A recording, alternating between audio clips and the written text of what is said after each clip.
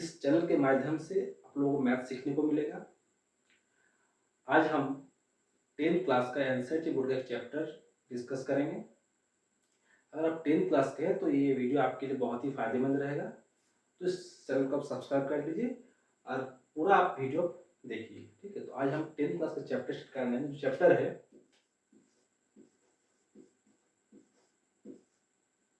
समांतर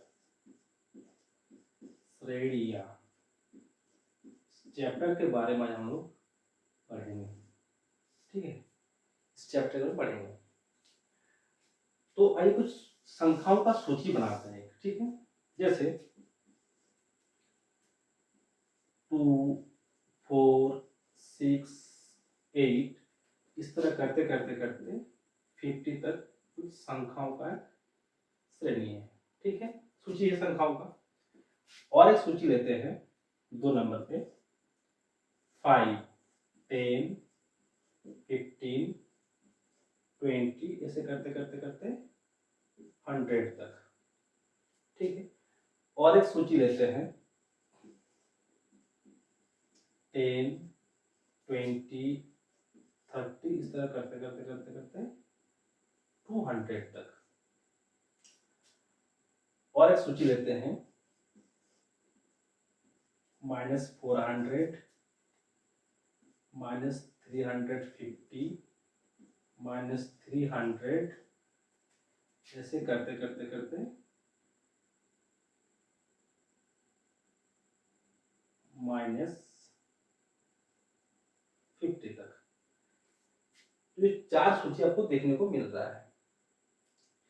तो ये जो सूची है संख्याओं का सूची है, तो इसमें जितना भी सारा संख्या है इस संख्या को लोग पद कहेंगे। सारा संख्या को लोग क्या कहेंगे, इसमें पद कहेंगे, ठीक है। जितना भी सारा 2, 4, 6, 8 या 50, 100, 15, 10, 5 जितना भी सारा सर को क्या कहेंगे लोग, इसमें हर एक संख्या को हम लोग पद कहेंगे। क्या कहेंगे हम लोग, पद कहेंगे।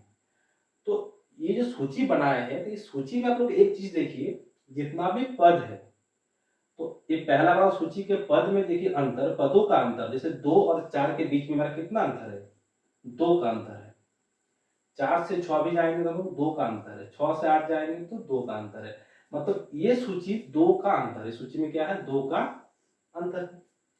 ठीक उसी तरह दूसरे सूची में हम लोग जाएंगे तो जब देख सकते हैं कि 5 है, 10 है, 15, 20 मतलब इन सूची में 5 का डिफरेंस है। कितना अंतर है, 5 का अंतर है।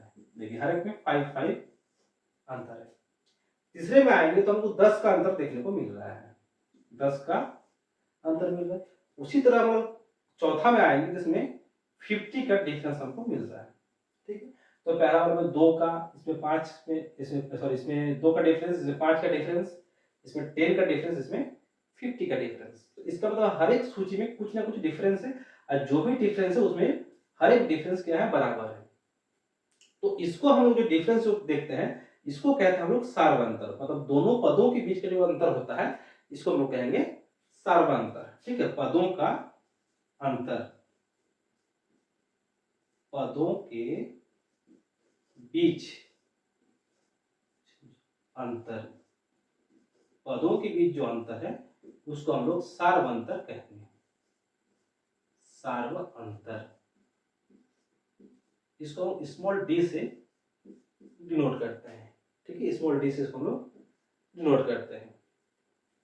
और एक चीज, यार जितना भी सारा पद है, ठीक है, तो पदों में कोई ना कुछ संख्या होगा हर एक पद में कि इसमें कितना पद है, इसमें कितना पद है, इस सूची में कितना पद है, इस सूची में कितना पद है। तो ये जो कुल पद है इस पदों की संख्या को हम लोग n से डिनोट करते हैं। पदों की संख्या, जितना भी सारा सूची में पद रहेगा पदों की संख्या, पदों की संख्या को कहेंगे हम लोग n। क्या कहेंगे, n कहेंगे। तो ये तो मेरा पद हो गया, पदों में अंतर भी हमको मिल गया सार्वंतर। और पदों में कुल सॉरी श्रेणी में कुल पदों की संख्या को n से सूचित करते हैं, ठीक है। और एक चीज, ये जो पद को लिखते हैं हम लोग, तो पद को हम लोग इस तरह से लिखते हैं जैसे A1, A2, A3 dot dot dot AN तक। तो AN मतलब ये अंतिम पद हो गया। AN क्या हो गया, आपका अंतिम पद हो गया AN। इसमें देखिए 2 से स्टार्ट किए हैं तो ये मेरा पहला पद A1 हो गया, कितना होगा A1। दूसरा पद इसको A2 लिखते हैं, तीसरा पद इसको A3 लिखते हैं।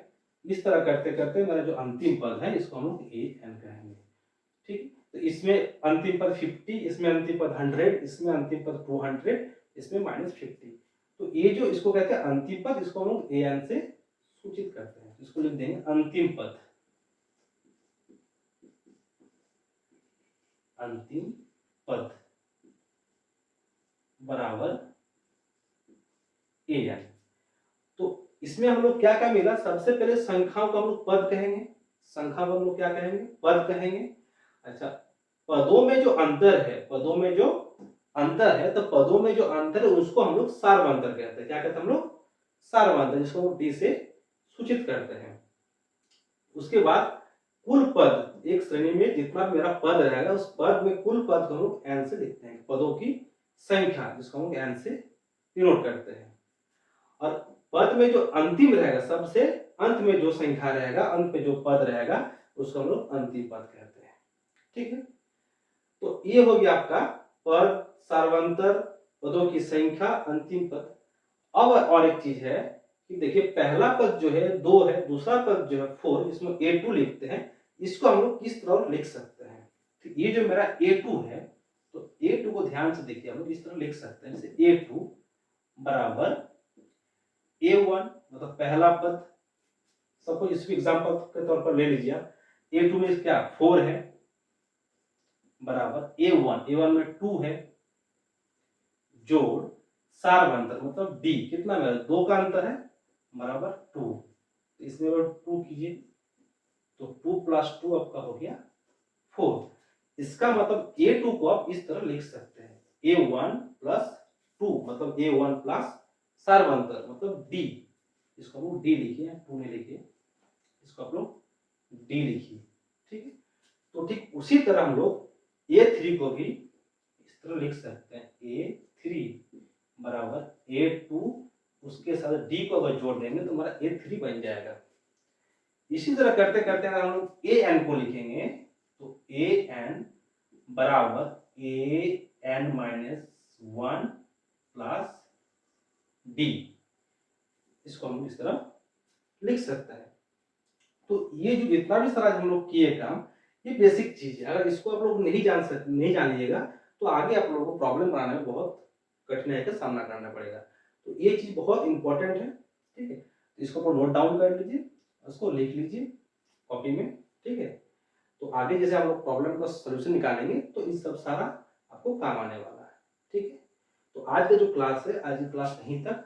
ठीक है, आगे जो नेक्स्ट क्लास देखेंगे हम लोग, इसके आगे से हम लोग देखेंगे जितना भी सर उसका प्रॉब्लम है सारा हम लोग उसको बनाने का कोशिश करेंगे। ठीक है, तो अगर आप लोगों को ये वीडियो अगर अच्छा लगा तो इस चैनल को आप सब्सक्राइब कर लीजिए और साथ में इसको शेयर भी कीजिए, जिसको जरूरत है वो देख सकते हैं।